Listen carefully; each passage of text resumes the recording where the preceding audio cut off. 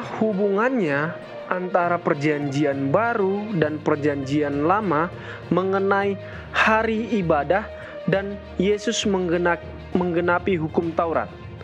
Silakan pendeta. Terima kasih. Tadi agak hilang sedikit suaranya. Boleh dibaca sekali lagi, Jack? Saya baca sekali lagi pendeta dari Bapak Eko.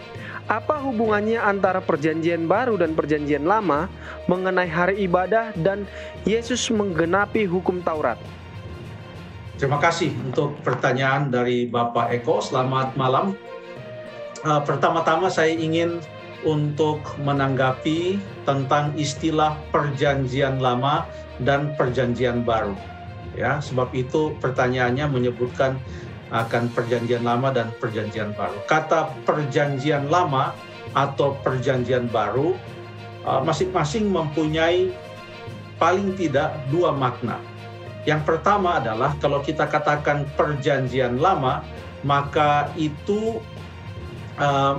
mengartikan kumpulan kitab-kitab suci dari Kejadian sampai Maleaki yang semuanya dituliskan sebelum kelahiran Yesus, dan itulah yang ada dalam Alkitab kita, dan kita sebutkan itu sebagai Alkitab Perjanjian Lama, mulai dari Kejadian sampai Maleaki. Dengan demikian Perjanjian Baru dalam dasar definisi yang sama juga adalah kumpulan kitab-kitab dalam Alkitab, mulai dari Matius sampai Wahyu, yaitu kitab-kitab yang ditulis setelah kelahiran Yesus. Bahkan kitab-kitab yang menceritakan kisah atau pelayanan atau segala sesuatu yang terjadi mulai dari saat Yesus lahir di atas dunia ini. Jadi dengan demikian Alkitab kita terbagi atas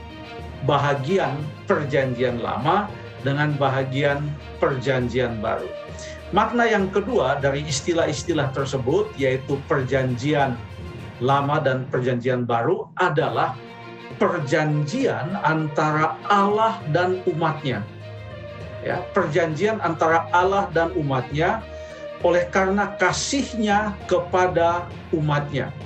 Ya. Perjanjian Lama contohnya, mungkin kita baca satu ayat yang terdapat dalam Keluaran pasal yang ke-19 ayat yang ke-5.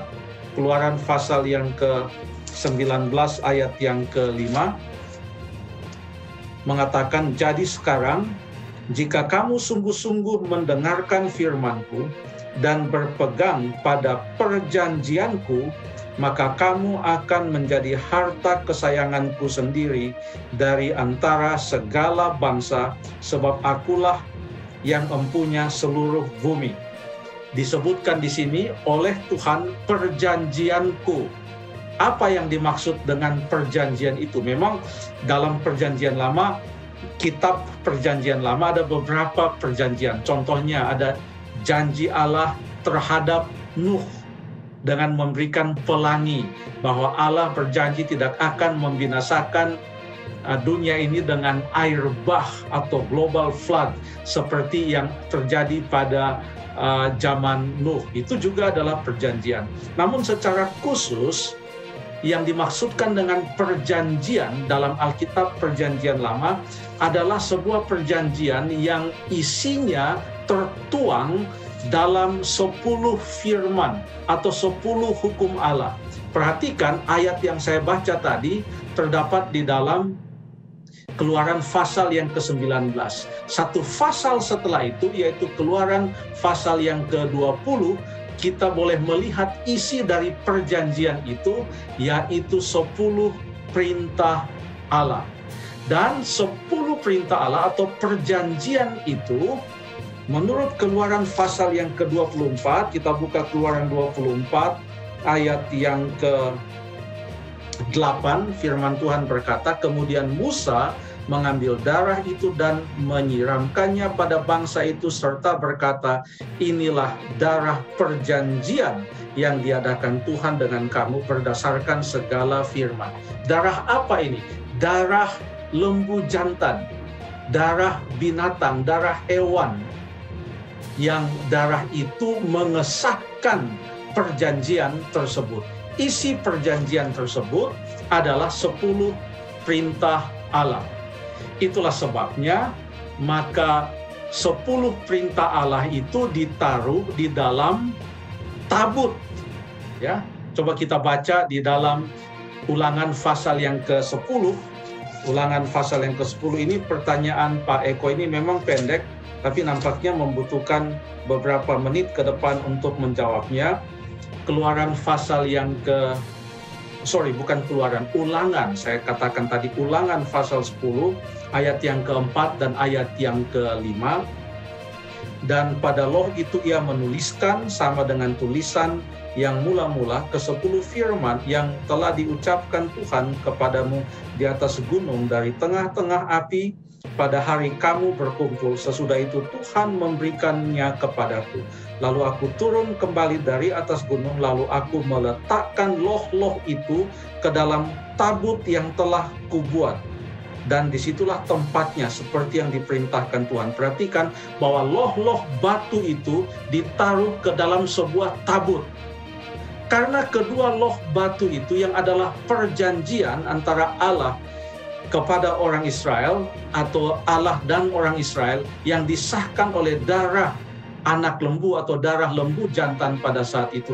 Oleh karena perjanjian itu disimpan di dalam sebuah tabut, maka kalau kita baca di dalam ayat yang ke-8, Ulangan pasal yang ke-10, tabut itu disebut apa? Saya baca, pada waktu itu Tuhan menunjuk suku Lewi untuk mengangkut tabut perjanjian Tuhan. Jadi tabut itu disebut tabut perjanjian karena di dalam tabut itu ada perjanjian Tuhan. Tanpa ada perjanjian Tuhan di dalam tabut itu, maka tabut itu tidak dikatakan atau disebut sebagai tabut perjanjian. Lalu kemudian bagaimana kaitannya antara perjanjian yang lama dengan perjanjian yang baru? Di dalam Alkitab juga sudah disebutkan tentang akan datangnya suatu perjanjian yang baru, atau Allah akan mengikat sebuah perjanjian yang baru. Mari kita baca dalam Yeremia pasal yang ke-31. Yeremia pasal yang ke-31. Kita akan baca mulai ayat yang ke-31 sampai ayat yang ke-33, Yeremia 31. Sesungguhnya akan datang waktunya, demikianlah firman Tuhan, aku akan mengadakan perjanjian baru dengan kaum Israel dan kaum Yehuda. Bukan seperti perjanjian yang telah kuadakan dengan nenek moyang mereka pada waktu aku memegang tangan mereka untuk membawa mereka keluar dari tanah Mesir. Perjanjianku itu telah mereka ingkari, meskipun aku menjadi Tuhan yang berkuasa atas mereka. Demikianlah firman Tuhan. Tetapi beginilah perjanjian yang kuadakan dengan kaum Israel pada waktu itu. Demikianlah firman Tuhan. Aku akan menaruh Tauratku dalam batin mereka dan menuliskannya dalam hati mereka, maka aku akan menjadi Allah mereka dan mereka akan menjadi umatku. Tujuannya adalah dengan perjanjian itu maka Allah adalah Allah umatnya dan umatnya adalah merupakan umat Allah. Yang mengikat Allah dan umatnya itu adalah perjanjian tersebut. Nah, Alkitab mengatakan firman Tuhan, ia akan membuat perjanjian yang baru. Bukan seperti perjanjian yang lama. Pertanyaannya tentu timbul pada benak kita. Apakah Allah akan menggantikan 10 perintah Allah itu dengan hal yang lain? Coba kita buka di dalam Alkitab perjanjian baru. Apakah yang dikatakan di dalam Yeremia 31 ini akan digenapi? Coba kita buka di dalam Ibrani pasal yang ke-8. Ibrani pasal yang ke-8 kita akan baca mulai ayat yang ke-8 sampai ayat yang ke-10. Ibrani, buka pelan-pelan Alkitab saya. Ibrani pasal yang ke-8. Saya baca mulai ayat yang ke-8. Sebab ia menegur mereka ketika ia berkata, sesungguhnya akan datang waktunya, demikianlah firman Tuhan, aku akan mengadakan perjanjian baru dengan kaum Israel dan dengan kaum Yehuda, bukan seperti perjanjian yang telah kuadakan dengan nenek moyang mereka pada waktu aku memegang tangan mereka dan membawa mereka keluar dari tanah Mesir. Sebab mereka tidak setia kepada perjanjianku dan aku menolak mereka, demikian firman Tuhan. Lalu kemudian dalam Ibrani pasal yang ke-8 ayat yang ke-10, maka inilah perjanjian yang kuadakan dengan kaum Israel. Dalam konteks orang Israel pada waktu itu adalah umat Tuhan. Demikianlah firman Tuhan, aku akan menaruh hukumku dalam akal budi mereka dan menuliskannya dalam hati mereka. Aku akan menjadi Allah mereka dan mereka akan menjadi umatku. Dalam Yeremia 31 dikatakan, aku akan menaruh Tauratku. Di dalam Ibrani 8 ayat 10 kegenapannya mengatakan, aku akan menaruh hukumku dalam akal budi mereka. Pertanyaannya, apa beda antara perjanjian yang lama dengan perjanjian yang baru? Apa perbedaannya antara perjanjian lama dan perjanjian yang baru? Tidak ada perbedaan dalam hal isi perjanjian itu. Karena dalam perjanjian lama, isi perjanjian itu adalah hukum Allah, 10 perintah Allah. Dalam perjanjian baru yang diadakan, yang seperti dia disebutkan dalam Alkitab, adalah juga aku akan menaruh hukumku. Bedanya adalah dalam perjanjian yang lama, Alkitab mengatakan hukum atau 10 perintah Allah itu dituliskan pada 2 loh batu. Dalam perjanjian yang baru, kita tidak pakai lagi batu ke atas mana perintah-perintah Allah itu dituliskan. 10 perintah Allah itu dilanggar, oleh sebab itu Musa memecahkan batu itu, lalu kemudian digantikan dengan 2 loh batu yang baru. Dalam perjanjian yang baru, perintah Allah itu, demikian firman Tuhan, dituliskan di dalam loh hati, dituliskan di dalam akal budi kita, di dalam hati kita. Demikianlah sekarang perintah itu sama, tetapi bukan lagi ditulis di atas loh batu lalu, tapi ditulis di dalam hati kita. Perintah yang sama, 10 perintah Tuhan. Apalagi yang beda antara perjanjian yang lama dengan perjanjian yang baru? Kita bandingkan 2 ayat ini. Yang pertama kita akan baca, tadi sudah kita baca memang, tapi tidak ada salahnya kita baca lagi. Dalam Keluaran pasal yang ke-24, ayat yang ke-8, bagaimana perjanjian yang lama itu disahkan. Keluaran pasal yang ke-24 ayat yang ke-8 mengatakan, kemudian Musa mengambil darah itu dan menyiramkannya pada bangsa itu serta berkata, ini darah lembu jantan, inilah darah perjanjian yang diadakan Tuhan dengan kamu berdasarkan firman ini. Perjanjian itu disahkan oleh darah lembu jantan.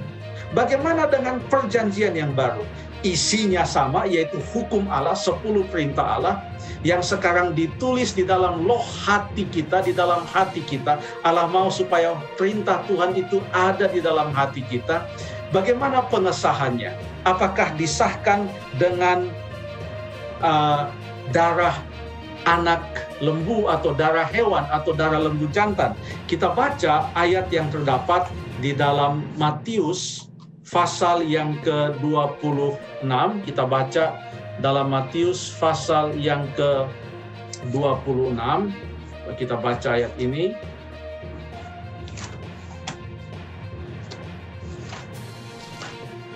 Oke, Matius 26 ayat yang ke-28.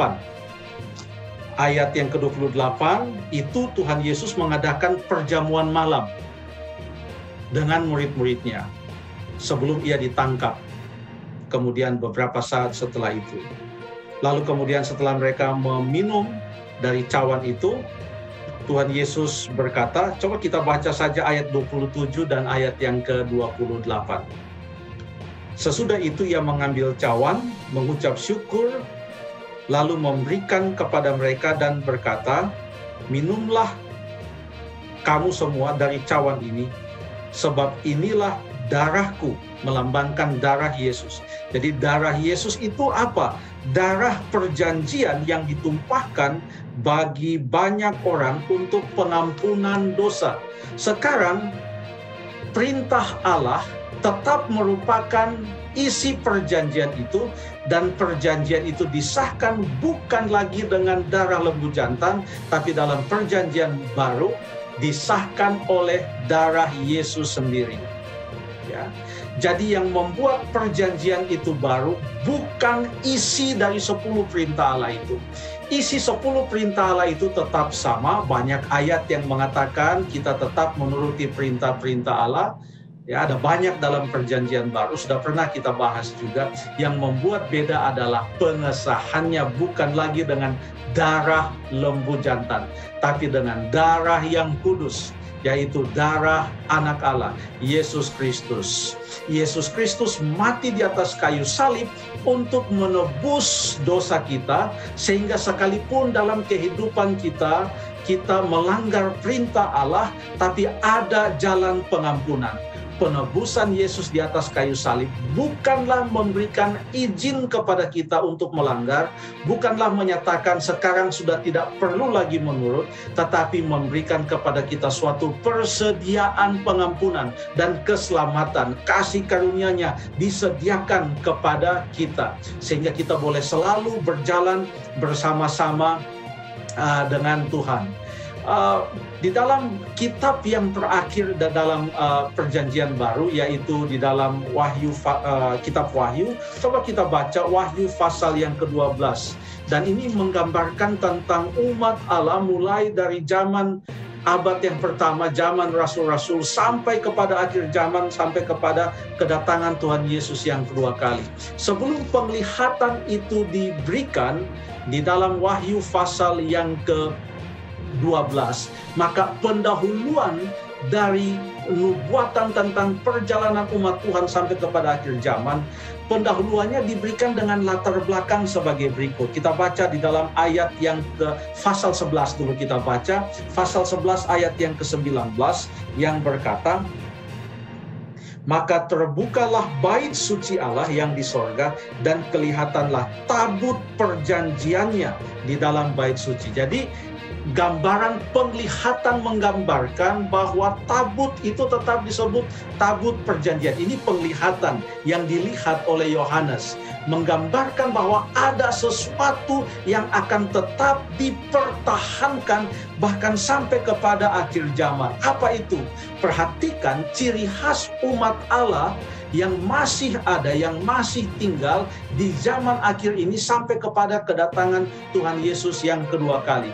Di dalam Wahyu pasal yang ke-12 ayat yang ke-17. Maka marahlah naga itu kepada perempuan itu, lalu pergi memerangi keturunannya yang lain yang menuruti hukum-hukum Allah dan memiliki kesaksian Yesus. Tidak heran kita membaca kata hukum-hukum Allah, karena dalam penglihatan itu diberikan suatu ilustrasi latar belakang bahwa ada bait suci yang terbuka, lalu ada tabut perjanjian. Dengan demikian perjanjian Allah itu kekal, mulai dari zaman orang-orang Israel sampai kepada zaman kita orang Kristen dari bangsa manapun saja. Perjanjiannya tidak pernah berubah, hukumnya tidak pernah berubah. Yang membedakan hanyalah tadi bahwa dalam perjanjian lama disahkan oleh darah lembu jantan, sementara dalam perjanjian baru disahkan oleh darah Yesus. Karena hukumnya tidak berubah, maka hari Sabat pun, perintah untuk menguduskan hari Sabat pun tidak berubah. Bahkan dalam Alkitab, dalam perjanjian lama, begitu pentingnya memelihara perintah hari Sabat, maka hari Sabat itu pun disebut sebagai perjanjian, yaitu bahagian dari 10 perintah Allah itu. Ini dibuktikan dengan apa yang tertulis di dalam Keluaran pasal yang ke-31. Kita buka Keluaran pasal yang ke-31 ayat yang ke-16 dan ayat yang ke-17. Keluaran 31 ayat 16 dan ayat yang ke-17. Maka haruslah orang Israel memelihara hari Sabat. Waktu itu umat Allah adalah orang Israel, konteksnya adalah umat Allah, dengan merayakan Sabat turun-temurun menjadi perjanjian kekal. Isinya sama, perjanjian yang kekal. Dalam ayat 17, antara aku dan orang Israel, maka inilah suatu peringatan untuk selama-lamanya. Sebab apa? Ini sebabnya adalah dikaitkan bukan dengan bangsa Israel keluar dari Mesir. Coba lihat sebab apa? Sebab 6 hari lamanya Tuhan menjadikan langit dan bumi, dan pada hari yang ke-7 ia berhenti bekerja untuk beristirahat. Sebabnya adalah penciptaan, dan oleh karena dasar perjanjian ini adalah penciptaan, di mana pada saat penciptaan bahkan sampai kepada zaman Nuh, terus sampai kepada Abraham, belum ada orang Israel. Abraham adalah baru disebut bapak dari orang-orang Israel. Abraham, Ishak, dan Yakub, nenek moyang orang Israel. Tetapi dasarnya adalah penciptaan, sudah disebutkan sebagai perjanjian yang kekal hari Sabat itu. Turun-temurun. Jadi isinya sama, tetapi disahkan sekarang dengan darah Yesus. Inilah yang menjadi kekuatan bagi kita, mempunyai perjanjian antara Allah dan manusia. Ia adalah Allah yang maha kasih, maha murah. Ia mempunyai kasih karunia yang sungguh hebat, sehingga ia boleh mengampuni dosa-dosa kita, dan dia mau kita berjalan di dalam dia. Yohanes 14 ayat yang ke-15, Yesus berkata, jikalau kamu mengasihi aku, kamu akan menuruti segala perintahku. Jadi mari, kepada mereka yang masih belum menerima perjanjian tersebut, yang masih belum menerima 10 perintah Allah, khususnya memelihara hari Sabat, hari yang ke-7.